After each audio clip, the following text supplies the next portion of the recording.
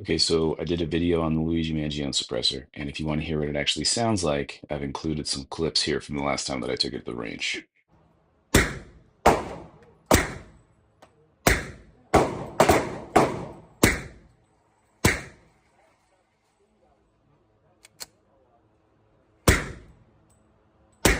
So that was on my 1911 chambered in 45 ACP, and here is the same gun, but with it dressed up as the 3011 that I also did a video on a couple days ago.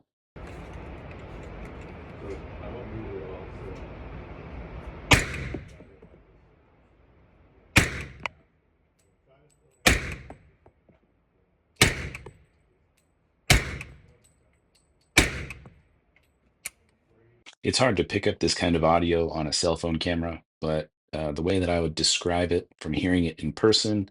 is it makes a 45 sound like a nail gun, basically.